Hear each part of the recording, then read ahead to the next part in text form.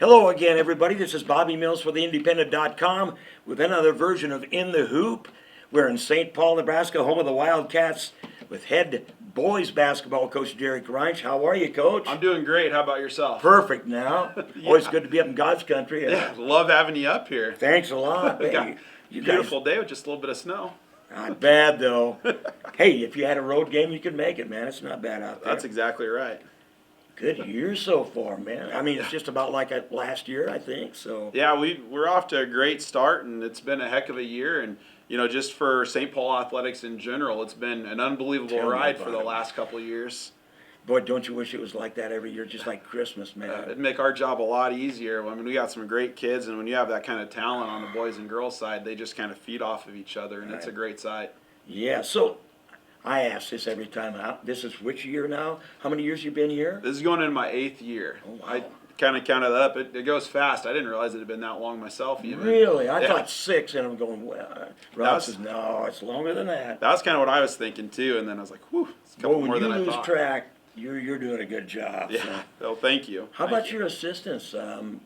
I kind of wanted to know who's below. Same Yeah. bunch as last year. Yeah. It's worth mentioning, though. Oh, agreed. Obviously. Agreed. And that's probably one of our biggest things is we've got some great continuity on our staff, not only in the high school but in the junior high as well. And so our JV coach is Coach Alex Edgar, and he was a Wood River kid. And he Sure. got Coach Asher when he was there the first time, and he's back now again at Wood River. And he was actually here the year before I took over.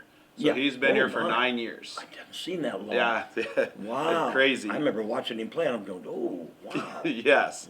And then Chris Smith is a Beatrice kid, and he's Right. been here for 7 years. In his first year, he was with the girls' staff, and now he's with the boys' staff ever since then. And then in our junior high, we got Travis Bruliette, who used to be on the boys and the girls' staff. And then we got Sean Caden Fairbanks, who has been with the volleyball program. He is coaching. Yep, Okay, and good. he's helping out with the junior high, and I think this is his second or third year doing so. Okay. So we got a really good continuity build up through there, and it's Yeah. really paying off. And you're starting to see some of the dividends of it all. Absolutely. When did you notice a change, by the way? Was it when this bunch, this current senior bunch, was freshmen? Yeah, It's supposed to be the, they were supposed to be the promised bunch. bunch, And actually, as freshmen, a lot of them had a hard time seeing the floor. Yep. Because we had a really good crew that year with Tanner Roboleski and Oh, Parker my. Klingen-Smith That's right. and a lot of those kids, and Jaden Biabato, Carson Morgan, and I know I'm missing some, Wyatt Plackey, Grant Turk, and I think that year we maybe won 17 or 18 games, and we were in a tough sub with GICC and Adams Central, kind of just the normal of it. But Yeah. from that time on, we saw a pretty good shift in here. I think it was 19-7 that year, maybe, or was it? Yeah, it 19? could have been 19-7. We had a really nice year there, and I know we had just missed out. I think our losses were, I think we had 2 overtime losses to Loop City, an overtime loss to Broken Bow, and those are 3 teams that got down to Lincoln, 2 losses to Adams Central. So the majority of our losses came against state tournament teams, which, I mean, you're right there when that's when it is. I know, but nevertheless, it's a heartbreak. It is. It Say, is. God, give us a nice district one of these years. Agreed. And it Agreed. never has gotten any easier, has No, it? it never does. It never does. So did the late start to hoops bother this bunch? How far did they go in football? We Yeah. all know that. Oh, agreed. I mean, they're good enough to where they probably hit the floor running, huh? They did, and I think they enjoy it because they got to come right in, and we didn't get a lot of practice time when we were playing games. No. And so for the kids, I probably don't see it near as much on the kids' worry. As a coach, it's like you want to make sure everything's installed and you have everything down and you're in game shape. Oh, gosh. Kids have got a ball in their hands, but when you have a real veteran crew, they do a really good job at just picking things up on install and going, and we've been really blessed with that. And so fortunately, it's not the first go around for these guys. They had a late run last year, and we had a short season, so we were pretty prepared for it. And I think we got off to a really good start out of the gates with it. What about football shape to basketball shape? Yeah, it's 2 different shapes. Yep. It is two completely different shapes. But this bunch did okay, didn't They did, and they're real athletic, and for us, our depth has been really impressive for us. And most games we're running 9 or 10 kids out there, and so occasionally we've had some kids that have been a little tired here and there. Fortunately for some of us, we've been able to give a lot of kids rest and kind of build up those legs. And when you're able to play your 7, 8, 9, 10 and not see a big drop off, that makes a big advantage for you. Looked like it on film, I can tell you that. And besides, I wonder, if there was a lot of speed in football anyway, There so, was. that probably helped. Yeah, I mean, you got a lot of the skill position, the running backs, the quarterbacks, the receivers, and that you're dealing with fast kids that are in pretty good shape the way it is. Yeah. Were you this deep a year ago? I mean, were you comfortable bringing in 10, 9, 10? No. I didn't think so. We were still kind of finding ourselves, and right now our 8, 9, 10 are coming in, and they're still scoring, and they're doing some really nice things. And, Yeah. and last year when we went to our bench, we didn't get a lot of production, and so for us, right now, we're just a lot deeper in a lot of positions, and we got more contributors. And when you get more contributors, it makes your life a lot easier as a coach. Because I remember coming up last year and what the reserves did to my son's team at GICC. He's on the way up, Dad. We don't have a shot here, man. It's going to be tough. And I'm going, oh man. Yeah, Yes. these kids aren't afraid to shoot. What are they going to No. be like next year? Yeah, agreed. Now you're, agreed. yeah. So that's Alex Egger does a great job down at that. He does do level. a great job, and they went undefeated last season in the I thought JV so. bunch, and up to this point in this year, we had our first loss in JV, I think in maybe 26 or 27 games the other day. Ooh, So that's- they've had a real impressive streak, and a lot of those guys are the ones that are helping contribute on the varsity side. I know it. I thought if they're not afraid to shoot at that level, No. they're going to help Coach Reinsch here. So. Agreed. So you were 9-1 at this time last year. What do were. you the differences? And then you went on that thing where you lost to Arcadia Loop City, probably. Columbus, I think SCOTUS was in there. And Adams then, Central, and Sandy Creek was in there. and North Bend Central. Yeah, these are all. And there were some good teams in there, and we just hit a real bad stretch coming out of Christmas. And there we had a little bit of sickness. We had an injury to a starter. Brendan Knapp had kind of had a hip Yeah. flexor in there and played through a little bit of it, and then we rested. And completely different 9-1 teams. That's what I thought. I thought last year we did a great job scrapping and clawing to that, and we were Yep. real happy getting there. And we just didn't come back maybe as motivated or as ready. And this year, it's a way different 9-1, and we've got that AC game out of our way. We got our holiday Yep. tournament out of the way. We got SCOTUS out of the way, and we got a tough stretch coming up. But I feel like the kids are just that much hungrier this year. They just want it that much more. They must be. Because that game against SCOTUS, you look like the Harlem Globetrotters, man. I mean, they were hitting from everywhere. They were. We played really well, and Stealing the ball on inbounds plays. Woo! I think maybe the way last year went, maybe had a little extra motivation this year. Good. It looks good to me. So offensively, defensively, if things change as far as your philosophy goes, I mean, I'm not going to say. By the way, the game coming up. What's your plan, Coach? No, you're We're good. not going to do that, but No, you're good. Yeah, philosophy-wise, we're a pretty similar team. We still like to get out and trap. We still like to pick you up full court. We've been pretty multifaceted this year. We've ran a little half-court stuff. Cool. We haven't had to run as much man, but we have the ability to do so. And when we've had to run it, it's been really good. I'd say probably our biggest change offensively is we're just pushing tempo so much better. And we have guys getting down the floor and guys with their eyes up, and our ball movement's been so good. I think a year ago we dribbled the ball down the floor, and that wasn't necessarily what we always wanted to do, but I think this year they have a better understanding of just at the pace we want to play. yeah. Did I see Eli throw a couple of football passes down? Yeah. And I'm going, he wouldn't have done that last year, would he? No. Oh my goodness. His confidence has been so good. He's played out of this world. Eli, Logan, Tommy, Andy, Brendan Knapp. I mean, it's just a lot of athletic kids that can get out and go, and they like to look for each other, and they're very unselfish. That's real, boy, isn't that?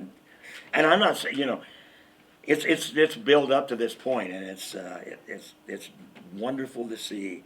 Yes. It is to me. What's it like to you? Yes. So, Definitely. is there a team leader, or is it just the seniors this year?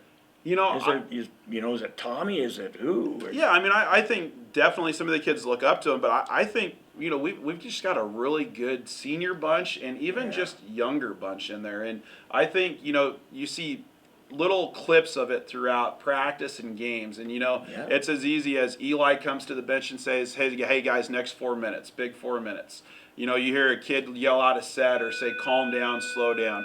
And so as a whole, our leadership is really good, and they feed off of each other. And we have some juniors and sophomores, Andy Poss and Klingon Smith and Dugan and Berkby do a really good job of just helping out and keeping that going, and then that feeds down into the JV and the freshman levels, and we're starting to see some real leaders develop at every level. That's great, boy. That's what you're working for. Yeah. And those names like Poss and Berkme and whatever, those are kind of legendary names up here, even in this area, man. So Yeah, definitely. so how many different players have made 3-point baskets for you this year? Yeah, we've had a ton, and like we talked a little bit earlier, last year that was not a strength for us. We had kids that can shoot, and for whatever reason, it just wasn't a real big strength. And this year, it seems like once one goes, they all kind of feed off of each other, and we've had 12 different kids in varsity games make a 3 so far this year. Well, I was going to say it had to be in double figures, 10 at least, because I'm going, and some of them aren't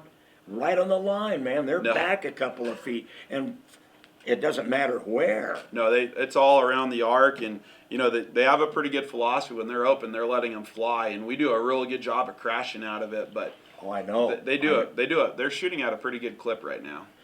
Or do you give everybody the green light usually to shoot? I mean, with that kind of deal, man. I don't know what the percentage is, but when you're making that many, it doesn't matter. Oh, agreed. Because a lot of them are going in. Agreed. And when they're not, we have a pretty good chance of getting that board in a putback. That's right. So, the way they're playing, we let them all go. And sometimes we might say, hey, we got to slow it down a little bit and work a little more and get a better look here or there. But they can get into a pretty good little rhythm and knock a few down in a row, and it just is such a huge momentum boost. With this bunch, I don't know if they'd want to slow it down. They look like they want to go, go, go. They do. They do. They have that mindset, and it's fun to have. It's a lot of fun. One of the things I was impressed with last year, actually maybe 2 years ago, is Tommy Robleski, when it was toward the end of the game, and I don't think you guys were behind that far, maybe 8 points. Yep. That kid just scrapped until the very last play. Do you have other players doing that now? It was way toward the end, but he acted like it was a 1-point game. Yeah. And I'm thinking that kid could play any sport anywhere with that kind of an attitude. Oh, definitely. Yeah, as a whole, I feel like all of our kids are doing that. They're all feeding off of that, and they all play to the last minute, and it don't matter if you're up 40, down 40, tie game. They treat it all as that next possession is the biggest possession, and it's just a good battle to have. That's as a PA announcer, the visitors usually sit next to me, and you'll have kids kneeling down, and you can feel even before they go in if they're going to produce. Yeah. If they're way behind, they might even say something like, I don't know about this. Right. And I just don't hear that from the St. Paul kids. It's been 2 years, but. I figured this bunch would be like that, but you never know. And injury-wise, you're doing okay. Yeah, knock on wood. Yeah, so far, we came out of football extremely healthy. Yeah. Up to this point in the season, we've been really healthy. We have a little bit of sickness here and there throughout the year, like everyone does. Can And you, man? Right now, you just hold your breath and you hope that everyone's okay, and you stay masked up and follow the protocols, and you just do what you can to try to extend the season that we have, and hopefully we can get to the finish of it all, and everyone can be healthy and have a shot. I think with a team like this, I don't. It'd have to be a freak before somebody got hurt. Because in football, darn well they were dishing it out. They were the ones that were doing the punishing. But definitely, I think that kind of team has a better shot. Yeah, of staying healthy, that in good shape, and just that kind of a team. Yeah, and I feel like if your kids are giving 100% and they're going hard all the time, that just decreases the chances of those freak injuries and little things that can go wrong. I agree. So I agree with you 100%. I like that philosophy because some people disagree with that. Yep. Slow down, slow down, slow down. So, what about your sub-district? Your schedule the rest of the way everybody looks beatable to me. Yeah, definitely. And we have some big games, and Aurora this weekend. Well, that is a big. Don't let let 5 and 4 fool you, man. No, and Lulu Platte Conference is something that this bunch has never won. So that's we have a lot of little goals and landmarks. The Heartland Hoops versus Elkhorn North. I'm so glad to see you guys there. Yeah, and the kids are really excited about being there. And we have a big game with Central Catholic at the end of the year, a big rival game. Yeah. And so, definitely every game's winnable along the way, and we got to keep our mind and stay focused on it. And our sub we feel really confident in, and it's a good sub. We have Central Cities above 500 in it. They're having a great season with Coach Blaze. Centura's having a great season. I You know, didn't they're see that above coming. 500. No, and they're 6-2 right now. We have Broken Bow, who's got a few wins, and you know, once they got out of football season and kind of getting into shape with things, you know, they're Yeah. really doing a nice job. They are. And then we also have Central City, Centura, Broken Bow, and then we have Who's that on the team? Or Ord. And Yeah. so, yeah, I mean, it's a tough little sub, and it'll be a lot of fun. And you know, I think that's one, if we just kind of stay the course, that we have a shot to navigate through again this year. And and Adams Central's on the other side, but that's not the way they do it anymore. Nope. So now you go to sub-state again, and Yep. and you seed it out, and you take your chance at a one-game playoff to get in. And you're not we're defeated by Adams Central, but you still made it to state. And who do you draw? Oh Adams boy, Central thanks a lot. again. Agreed. You owe me one here, but Agreed. because they're good every year. Do you know when the last time St. Paul beat Adams Central was? And No. does that bother anybody? I don't think it does, and it's been a while. You know, in basketball, it's been a long time. It has, yeah. It's been probably 10 to 15 years, and Yep. for us, you know, we don't really talk about that much. You know, and we played them to 13, and we didn't feel like we played our best basketball by any means. And to that shape, that was kind of the first one. That was our first big challenge, and Yeah. you know, we took it as a learning experience. And since that point on, you know, we saw where we were kind of coming a little short, you know, in some areas, and we've been repping that every day in practice to make sure that if we get the opportunity to see them or another team like them, we're better prepared for I it. think you're right. And so I think, you know, by doing that, you know, it's just going to make the kids feel that much more comfortable on a second chance. I think so. I don't know about that. Well, we haven't beaten them since 2008, 2009. Yeah. That's poison thinking, really. Yeah, because Is it- if you start off bad or something goes wrong, that doubt creeps in your mind, and you're like, here it goes again, another year chalked up to it. And we just try to stay away from that. Fill up with positive instead of the negative side of it. If anybody has it, it's this bunch, because I saw it in football and the same thing in basketball. So, obviously you feel like your chances are great to get to state. Yep. Don't even have to touch on that one. One more thing before I get to the last question. Are your steals up this year? Yeah, they're up a lot. And, you know, our press maybe hasn't been as effective overall. We've had some games where our press has been Wow. really, really good. And we've had some games we've had to pull out of our press just because we're inches here or there away from getting steals, and we just got to change it up. But our half-court defense has been really, really good. You know, we're only giving up about 37 points a game right now on average, and our steals are really up. And, you know, I think when I was looking earlier, we had almost 14 different kids on varsity that have had a steal this year. That's amazing. And so to me, that tells you they're really buying in defensively. That hustle and scrappiness that we talked about earlier, they're getting out in lanes. They're doing a good job of reading. And a lot of times those steals are leading to runouts and just that transition and pace that we were talking about. I saw a couple steals against SCOTUS that led to about a 1 foot run out. Yeah, I mean, definitely. And we've had a lot of those throughout the year against pretty much everyone. That's embarrassing, man. How can you?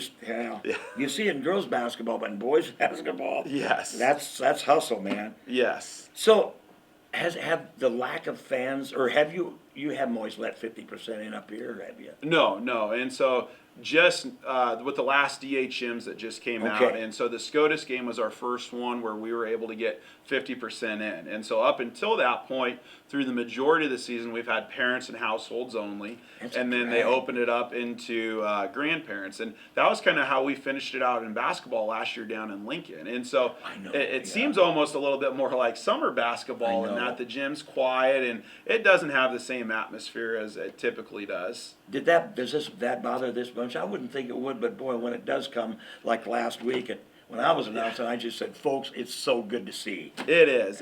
And, you know, I don't think it really bothered them. I mean, they want people there. They want the crowd. You want the excitement. Every kid does. They want that atmosphere.